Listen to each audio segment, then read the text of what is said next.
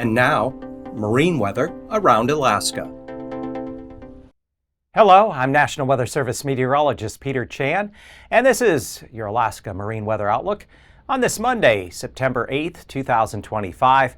Quick check of the sea ice. We have a little bit up there along the Beaufort Sea coast, especially vicinity of Prudhoe Bay eastward toward Kaktovik, but otherwise some colder air is being drawn in on northeasterly winds across the North Slope. That's actually going to set the stage for some accumulating snow along the Brooks Range and North Slope as we get into Wednesday afternoon, evening through Thursday night, early Friday morning. And looking at the satellite image here as of mid-afternoon on this Monday, we have a low pressure system, pretty strong one, down below 980 millibars here between the central eastern Aleutians. And this low is going to take a track just south of the Alaska Peninsula on up toward the east side of Kodiak Island by Wednesday.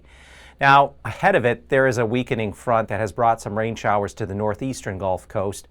But more importantly, this will be the main weather producer for the midweek period as the front, we have an occluded front that's going to push up along the Alaska Peninsula into the Gulf and bringing areas of moderate to locally heavy rain along the Gulf Coast, especially here the northeastern Gulf Coast, Yakutat, into the northern Panhandle.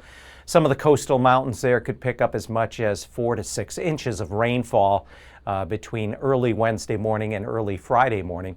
Tuesday, here's the low, southeast of False Pass, southwest of Kodiak Island, central pressure down near 980 millibars. And we have that low in front working its way north and northeastward.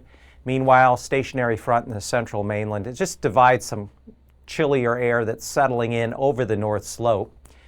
And for Wednesday afternoon, the low is located just along the east-southeast side of Kodiak Island. The low is actually just going to kind of move up into the Gulf, Western Gulf, and then kind of loop-to-loop here into the southwestern Gulf for the rest of the week as it gradually weakens. This front, though, on Wednesday will have gale force winds, perhaps even some storm force gusts in favorable areas like off of Cape Suckling, outside of Hinchinbrook entrance, or there the lower entrance there of Cook Inlet could have some stronger winds, as well as the higher terrain on the other side there of Shelikof Strait around Katmai. But the rain along here will be heaviest parts of the northern Gulf Coast into the northern Panhandle as we go through Wednesday and Thursday. And so here is the forecast Tuesday. Look for southeast winds 10 knots. Petersburg up through Juneau, including Lynn Canal, waves a foot or two. Northwest winds 10 knots around Ketchikan, Metlakatla, foot or two waves. Off the coast of Craig and off of Port Alexander, south winds 10 to 15 knots, turning easterly Sitka outside of Cross Sound and all the way up toward Yakutat. Winds will be increasing off of Cape Suckling later in the day, but otherwise waves 5-6 feet. And then for Wednesday, you can see the impact of that front. Southeast winds ahead of it. Inner channels, southeast winds 20 knots, waves building 3-4 feet.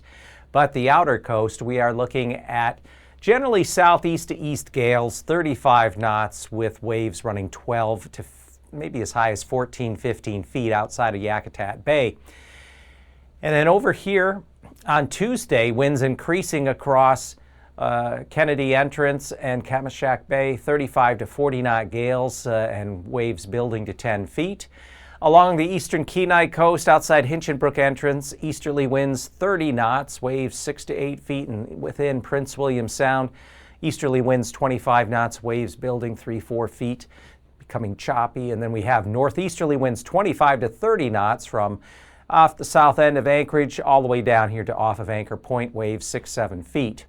For Wednesday, winds will not be quite as strong just because of where the low is going to be positioned, plus the front there. Things are beginning to weaken a little bit, but still 20 knot southeast winds within the wider expanse of Prince William Sound, waves 3-4 feet. Outside of Hinchinbrook Entrance, 20 knots, but at 30 knots there off of Cape Suckling. And going down Cook Inlet, 25 to 30 knot northeasterly winds, waves 5-6 feet, upper middle Cook Inlet, 6 to 8 feet though lower Cook Inlet, especially outside of the Homer Spit toward Kamishak Bay. And then for the area of Kodiak Island on Tuesday, look for east-southeast winds to 30 knots. And we'll have those easterly winds because the low circulation being located down here. Winds turn north-northwest up to 35 knot gales there. Cold Bay side with waves 13 to 14 feet either side. And then on Wednesday, southwest winds on the east side of Kodiak Island, but north winds to 20 knots through Shelikof Strait. And as we trail out down along the Alaska Peninsula, generally northwest winds 25 to 30 knots, waves 5 to 7 feet on the North Pacific side, but as high as 7 to 12, 13 feet there north of Cold Bay. And on Tuesday, strongest winds will be the departing low in the tight gradient, far eastern Aleutians. On Alaska, Nikolsky, northwest gales to 40 knots on Tuesday, falling off to 30 knots toward Atka and Adak, and then switching more around to the west at 15 to 20 knots, Adak to Kiska. And for Wednesday still, could be some lingering gale force winds around Unalaska at 35 knots from the northwest. Those winds fall off 15 to 20 knots, Nikolsky through Adak and Atka, and then try to flip back around more of a mixed bag of winds southeast to maybe south 15 to 20 knots west of Adak.